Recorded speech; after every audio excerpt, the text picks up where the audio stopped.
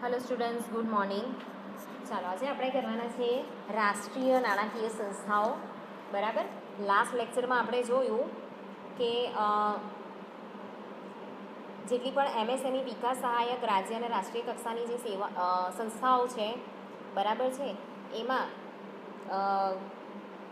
જે સંસ્થાઓ ટ્રેનિંગ છે કે ખરીદી છે, ટેસ્ટિંગ છે, બરાબર છે, એમાં કઈ કઈ સહાયરૂપ છે એ આપણે જોયું. આજે આપણે જોવાના છે કે નાણાકીય સંસ્થાઓ કઈ કઈ છે, એટલે કે બેંક રિલેટેડ. બરાબર. તો એમાં જે છે આઈડીબીઆઈ એ સૌથી મોટી અને મહત્ત્વની બેંક છે. બરાબર, કેમ કે એ ભારત સરકારની છે. આઈડીબીઆઈનું ફૂલ ફોર્મ છે ભારતીય ઔદ્યોગિક વિકાસ બેંક ગુજરાતીમાં, અને ઇંગ્લિશમાં એનું નામ છે industrial development bank of India, IDBI. બરાબર.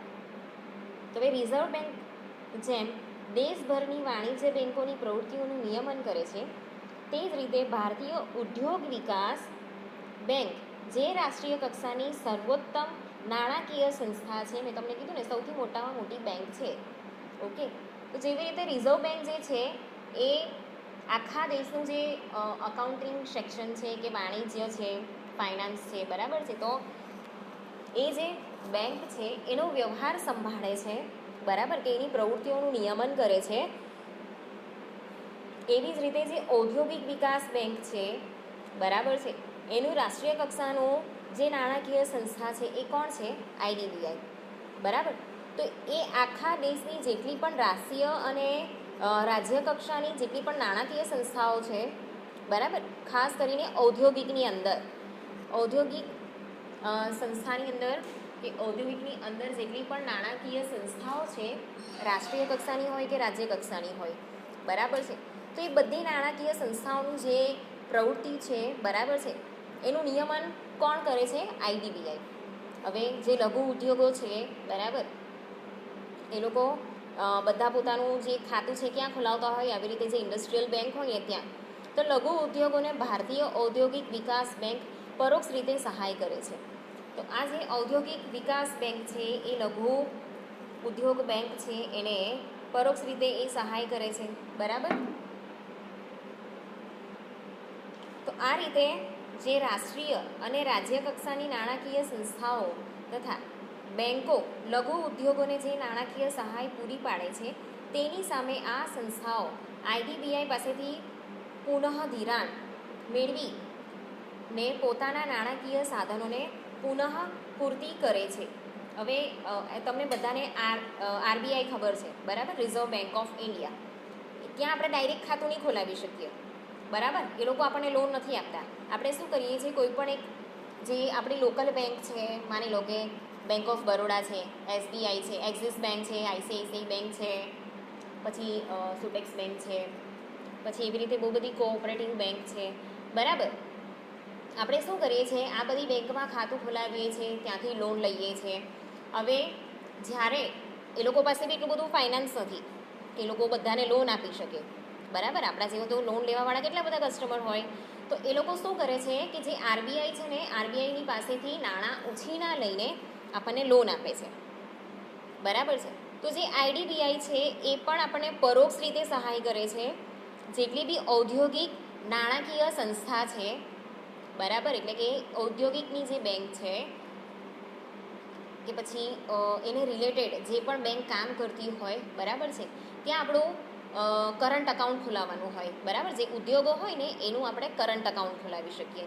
આપણે જે customer, as a customer, local customer, આપણે જે બેંકમાં ખાતું ખોલાવીએ છીએ, માની લો કે તમારી સ્કોલરશિપ આવે છે, કે આપણા પપ્પા જે છે એનું ખાતું ચાલે છે, કે આપણું સેલેરાઇઝ ખાતું ચાલે છે, બરાબર. એ બધા ખાતા કેવા કહેવાય? સેવિંગ્સ અકાઉન્ટ કહેવાય. એ આપણા સેવિંગ્સ અકાઉન્ટમાં આવે. ને જે કરંટ અકાઉન્ટ જે છે એ કોનું હોય? આ જે બેંક જે ધંધાકીય બાબતો છે ને એના માટે કરંટ અકાઉન્ટ ખોલાવવાનું હોય, બરાબર. એ લોકોનું કરંટ અકાઉન્ટ કહેવાય. તો એવી રીતે આપણે કરંટ અકાઉન્ટ ત્યાં ખોલાવી શકીએ છીએ, અને જે પણ આપણે લોન જોઈતી હોય કે નાણાકીય સહાય જોઈતી હોય એ આપણે ત્યાંથી મેળવી શકીએ છીએ, બરાબર. તો આ જે સંસ્થાઓ છે આપણને પૈસા પૂરા પાડે છે, અને જ્યારે એ લોકો પાસે પૈસા ખૂટી જાય ત્યારે એ લોકો કોની પાસે માગે છે? ઉછીના આઈડીબીઆઈ પાસેથી, બરાબર. એ લોકો પાસેથી પુનઃ ધિરાણ કરે છે, અને જે નાણાકીય સાધનો છે એ આપણને પૂરા પાડે છે. તો આ જે પુનઃ ધિરાણ એટલે કે ધિરાણ કરેલી રકમ આઈડીબીઆઈ પાસેથી મેળવી તેઓ પોતાના નાણાકીય સાધનોની પૂર્તિ કરે છે. બરાબર છે. જેવી રીતે મેં તમને આરબીઆઈનું જે એક્ઝામ્પલ આપ્યું એવી રીતે જે આઈડીબીઆઈ છે એ લોકો શું કરે છે કે બીજી બધી જે નાની નાની આવી બેંક છે, ઔદ્યોગિક સંસ્થાઓ છે એ લોકો સહાય કરે છે, પૈસા પૂરા પાડે છે. બરાબર. અને આપણે ત્યાંથી શું કરી શકીએ છીએ? લોન મેળવી શકીએ છીએ કે કોઈ પણ જાતની નાણાકીય સહાય આપણે આમ કરીને મેળવી શકીએ છીએ. બરાબર છે. તો જેને નાણાકીય સંસ્થાઓ અને બેંક મારફત લઘુ ઉદ્યોગો તરફ વાળવામાં આવે છે. તો અહીંયા જે આઈડીબીઆઈ જે છે નાણાકીય સહાય જે બીજી સંસ્થાઓને પૂરી પાડે છે, નાણાકીય સંસ્થાને, બરાબર છે, ત્યાંથી એ ક્યાં જાય? લઘુ ઉદ્યોગોમાં. તો 25 ઓક્ટોબર 1989થી લઘુ ઉદ્યોગોને નાણાકીય સહાય પૂરી પાડવા માટે આઈડીબીઆઈની જેમ રાષ્ટ્રીય કક્ષાએ સિડબી SIDBI નામની સર્વોચ્ચ બેંકની સ્થાપના કરવામાં આવી છે, જેની વિગતો નીચે પ્રમાણે છે. તો જેવી રીતે આઈડીબીઆઈ છે એવી રીતે 25 ઓક્ટોબર 1989ની અંદર SIDBI બરાબર છે એ બેંકની સ્થાપના કરવામાં આવી. હવે એની વિગતો આપણે જોઈશું. બરાબર. તો એની વિગતમાં પહેલું છે કે ભારતીય લઘુ ઉદ્યોગ વિકાસ બેંક, બરાબર, small industries development bank of India SIDBI, બરાબર, small industrial development bank of India. હવે આ જે બેંક છે એ ભારતમાં લઘુ ઉદ્યોગના વ્યૂહાત્મક મહત્વને ધ્યાનમાં લઈને લઘુ ઉદ્યોગોને નાણાકીય સહાય પૂરી પાડવાનું કામ કરે છે. બરાબર. તો એ ઉદ્દેશ્યથી જે આઈડીબીઆઈની જેમ 25 ઓક્ટોબર 1989માં રાષ્ટ્રીય કક્ષાએ આ જે સિડબી છે એની રચના કરવામાં આવી. બરાબર. તો આપણે ત્યાં લઘુ ઉદ્યોગો બહુ બધા છે. એ લઘુ ઉદ્યોગોને નાણાકીય સહાય પૂરી પાડવા માટે જેવી રીતે આઈડીબીઆઈ છે એવી રીતે આ જે સ્મોલ ઇન્ડસ્ટ્રીયલ ડેવલપમેન્ટ બેંક છે, બરાબર, એનું એસ્ટાબ્લિશમેન્ટ કરવામાં આવ્યું. બરાબર. એની સ્થાપના કરવામાં આવી. પછી સિડબી છે એ લઘુ ઉદ્યોગોને નાણાકીય સહાય પૂરી પાડનારી બીજી એક મહત્વની સંસ્થા બની ગઈ છે. બરાબર. જે આઈડીબીઆઈના ધોરણે કામ કરે છે એ સેમ જેવી રીતે આઈડીબીઆઈ કામ કરે છે ને એવી જ રીતે કામ કરે છે. બરાબર. તો જે આઈડીબીઆઈ છે એના દ્વારા શરૂના રૂપિયા 250 કરોડની શેર મૂડીથી સ્થપાયેલ આ સંસ્થાની શેર મૂડી વધારીને 1000 કરોડ સુધીની કરવાનું આયોજન છે. બરાબર. હવે આ જે બેંક છે SIDBI, બરાબર છે, તો એનું શરૂઆતનું કેવું હતું કે 250 કરોડની શેર મૂડી જે છે એ લોકોને આપવામાં આવેલી કે ત્યાં સુધીની એ લોકો લોન પ્રોવાઈડ કરી શકે. બરાબર છે. 250 કરોડ રૂપિયા જ્યાં સુધી લોકો પાસે છે ને એમાંથી જેટલી લોન પૂરી પડાતી હોય એટલી કરી શકે. હવે એની શેર મૂડી વધારીને કેટલી કરવાના છે? 1000. બરાબર. તો SIDBIની સ્થાપના થવાને કારણે જે લઘુ ઉદ્યોગ છે એનું વિકાસ ભંડોળ 1986માં સ્મોલ ઇન્ડસ્ટ્રી ડેવલપમેન્ટ ફંડ 1986 અને રાષ્ટ્રીય ઇક્વિટી ભંડોળ 1987 નેશનલ ઇક્વિટી ફંડ, બરાબર છે, નું અસ્તિત્વ સિડબીમાં વિલીન કરવાની યોજના છે. બરાબર છે. તો હવે બધું જ સિડબીની અંદર સમાવી દેવામાં આવશે. એના પછી આપણે આગળ જોઈએ કે રાજ્ય કક્ષાની જે નાણાકીય સંસ્થાઓ છે પેલી છે ને રાષ્ટ્રીય કક્ષાની છે. તો રાષ્ટ્રીય કક્ષાની બે યાદ રાખજો, આઈડીબીઆઈ અને small industrial development bank of India SIDBI. બરાબર છે. હવે આપણે જોઈશું રાજ્ય કક્ષાની નાણાકીય સંસ્થાઓ, સ્ટેટ ફાઇનાન્સ ઇન્સ્ટિટ્યુશન્સ. તો MSME ઉદ્યોગોને નાણાકીય સહાય પૂરી પાડતી રાજ્ય કક્ષાની સંસ્થાઓ કઈ કઈ છે? તો એમાં આપણે જોઈએ GSFC, ગુજરાત રાજ્ય નાણાં નિગમ, Gujarat state financial corporation, Gujarat રાજ્ય ઔદ્યોગિક રોકાણ નિગમ GIIC. એના પછી છે લઘુ ઉદ્યોગ, ગુજરાત લઘુ ઉદ્યોગ નિગમ, Gujarat state industrial corporation, Gujarat ઔદ્યોગિક વિકાસ નિગમ GIDC, બરાબર છે.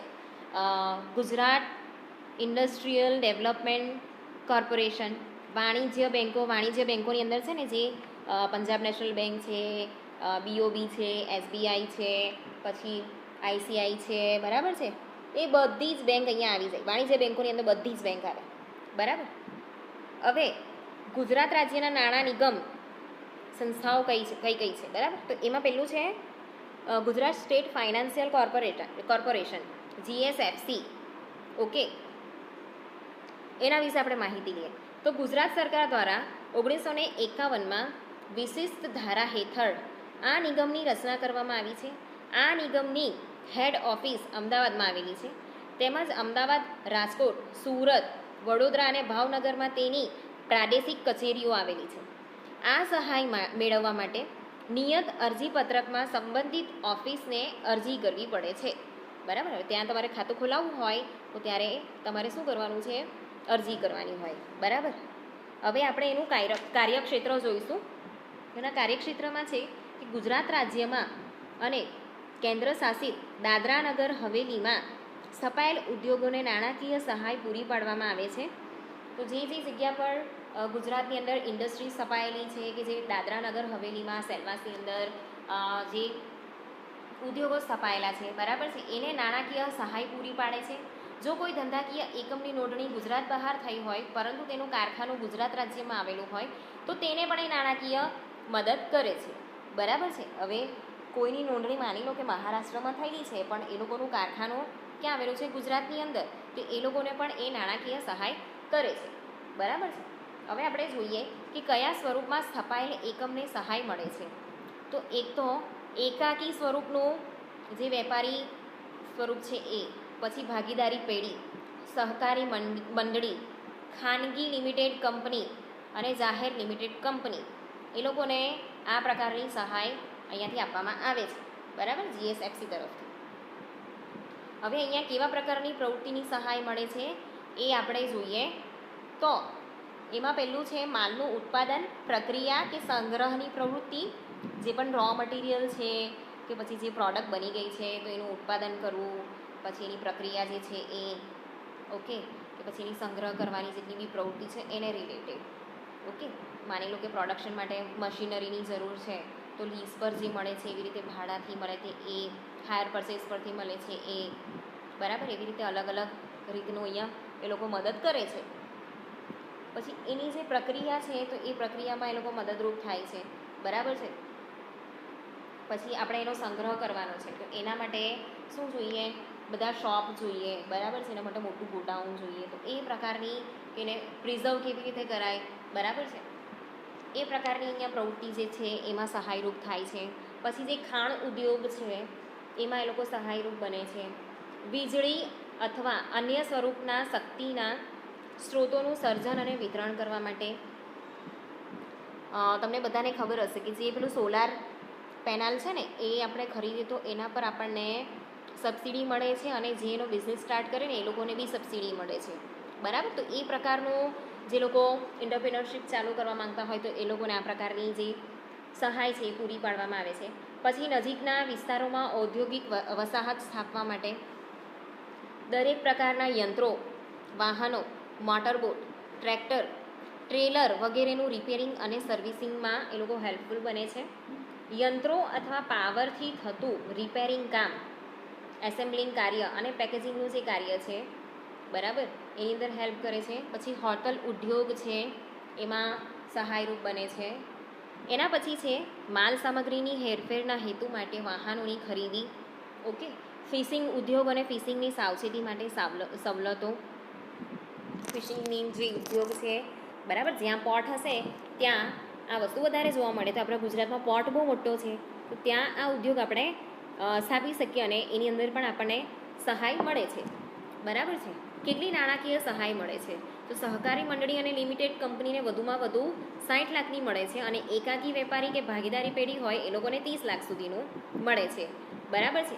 કયા સ્વરૂપની સહાય મળે છે? તો નવા એકમની સ્થાપના માટે, કે અસ્તિત્વવાળા એકમના નવીનીકરણ માટે, કે પછી જે અસ્તિત્વવાળા એકમના વિસ્તરણ માટે, અને અસ્તિત્વવાળા એકમના વૈવિધ્યકરણ માટે, બરાબર છે. એના માટે આપણને અહીંયા નાણાકીય સહાય મળે છે. એટલે એમને એમ નહીં મળે, નુકસાન થાય તો નહીં મળે, ઇન્વેસ્ટ કરવું હોય તો નહીં મળે, નવું ખોલવું હોય તો મળે, બરાબર. એની અંદર મોડર્નાઇઝેશન લાવવું હોય તો મળે, એનું એક્સપાન્શન કરવું હોય, ડાયવર્સિફિકેશન કરવું હોય તો જ મળે, બરાબર છે. હવે અહીંયા મહત્ત્વની શરતો કઈ કઈ છે? તો વ્યાજનો દર કેટલો હશે?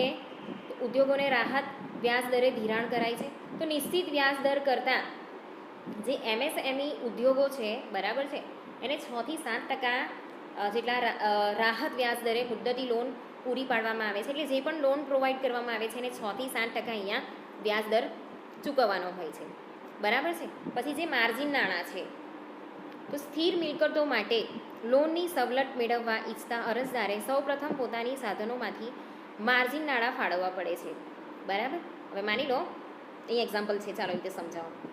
જેમ કે કોઈ યંત્ર 100નું હોય અને માર્જિન નાણાં 25% હોય, ત્યારે યંત્રની ખરીદી સમયે અરજદારે ₹25ની જોગવાઈ કર્યા પછી જ નિગમ બાકીના ₹75ની લોન છૂટી કરે છે, બરાબર. એટલે મશીન જેટલાનું હશે ને એમાંથી માર્જિન નાણાં એટલે આપણે કેટલા પે કરવાના છે એના સિવાય આપણને લોન મળે છે, બરાબર. આપણે ગાડીની લોન લઈએ, માની લો હવે ગાડી 60,000ની છે ને, તો આપણને 49,000નો શું મળે? લોન આપણને મળી શકે છે, બરાબર છે. તો આપણે બાકીના જે 10,000 છે એ આપણે પે કરવાનો હોય, 10 કે 11,000, બરાબર. તો એવી રીતે અહીંયા જે પણ યંત્ર છે એ યંત્રની અંદર એ ₹100નું છે, તો 25% ભાગ આપણે જે આપીએ છીએ ને માર્જિન નાણાં કહેવાય, બરાબર છે ને. બાકીના 75 એ માર્જિન નાણાં આપણી પાસે હોય ને, બરાબર છે, તો જ આપણે જે ₹75 છે એની લોન એ લોકો આપણને આપે. તો આમ જે માર્જિન કક્ષા છે અહીંયા બહુ નીચી રાખવામાં આવી છે. લોન પરતનો મુક્તિગાળો. હવે નિગમ દ્વારા 8 થી 12 વર્ષના સમયગાળા માટે લોન પૂરી પાડવામાં આવે છે, જે હપ્તાના સ્વરૂપે પરત થાય છે, બરાબર. હપ્તો ચૂકવીને આપણે કરવાનું હોય. તો શરૂઆતનો લોન પરતનો મુક્તિગાળો સામાન્ય રીતે 1 થી 1.5 વર્ષ રાખવામાં આવે છે. 1 થી 1.5 વર્ષ માટે એ લોકો જો હપ્તો નહીં ચૂકવે, બરાબર છે, તો ચાલે, એ પછી આપણે ચૂકવવો પડે, બરાબર છે. તો આ સમય દરમિયાન લોન પરતના હપ્તા શરૂ થતા નથી. MSME ઉદ્યોગ કરવા માટે લોન પરતનો મુક્તિગાળો લાંબો રાખવામાં આવે છે. એ લોકોનો જે મુક્તિગાળો છે 10 થી 8 થી 12 વર્ષ સુધીનો હોય છે, અને શરૂઆતના 1 થી 1.5 વર્ષ અહીંયા આપણે હપ્તો આપવાનો રહેતો નથી, બરાબર ને. એના પર કોઈ ઇન્ટરેસ્ટ પણ નહીં લેવામાં આવે. હવે અહીંયા બીજું છે કે જે લોનના નાણાં ચૂકવણી છે તો લોનના નાણાં પૂરા પાડવાના 2 તબક્કા છે. એક તો મંજૂરી એટલે કે સેન્કશન કરાવીએ એ, અને બીજું છે ચૂકવણી, બરાબર છે. તો નિગમની યોગ્ય સત્તા દ્વારા લોન અરજી મંજૂર થતાં અરજદારને તે અંગેની જાણ કરવામાં આવે છે. તો જ્યારે પણ આપણે લોન માટે અપ્લાય કરીએ છીએ ત્યારે એ લોકોને લોનની મંજૂરી મળી ગઈ છે, બરાબર છે, તો અરજદારને એની જાણ કરવામાં આવે છે. તો અરજદારે લોનની શરતો માન્ય કરતો સ્વીકારપત્ર મોકલવો પડે છે. આવો સ્વીકારપત્ર મળતા નિગમ દ્વારા ધિરાણની કાયદાકીય વિધિ અહીંયા પતાવવામાં આવે છે. જો લોનની રકમ ₹5 લાખ સુધીની હોય તો જે તે વિસ્તારના પ્રાદેશિક મેનેજર અને ₹5 લાખની વધુ રકમ માટે મુખ્ય ઓફિસના ડિસ્ટ્રીબ્યુટર મેનેજર લોનની રકમની ચૂકવણીની વિધિ બતાવે છે, બરાબર છે. તો સામાન્ય રીતે સ્થિર મિલકતો જેમ જેમ પ્રાપ્ત કરવામાં આવે છે તેમ તેમ ક્રમે રકમની ચૂકવણી કરવામાં આવે છે, બરાબર. તો આ રીતે જે આપણે લોન લીધેલી છે એની ચૂકવણી આ રીતે થાય છે, બરાબર. આપણે લોન મંજૂર થાય એટલે ત્યાં જે લીગલ ડોક્યુમેન્ટ્સ છે એ બધા તૈયાર થાય, પણ એ પહેલાં આપણે એની જેટલી બી શરતો છે એનું સ્વીકારપત્ર આવે એ લોકો ત્યાંથી જ બનાવી આપે, એના પર આપણે સિગ્નેચર કરવાની હોય વાંચીને, બરાબર. અને પછી લીગલ ડોક્યુમેન્ટેશન થાય. 5,000 સુધીની જો હોય તો બેંકના જે મેનેજર છે, બરાબર છે, એની વિધિ પતાવે. ને 5 લાખથી વધારે હોય તો ડિસ્ટ્રીબ્યુટર મેનેજર હોય છે એરિયાના, બરાબર છે, એના દ્વારા એની બધી વિધિ કરવામાં અહીંયા આવે છે, બરાબર. તો આમ અહીંયા નાણાકીય સહાય જે છે એ આ રીતે મળે છે. હવે આપણે આગળના લેક્ચરમાં જોઈશું કે ગુજરાત રાજ્ય ઔદ્યોગિક રોકાણ નિગમ જે છે, બરાબર છે, એનું શું મહત્ત્વ છે, એનું શું કામ છે એ આપણે જોઈશું, બરાબર.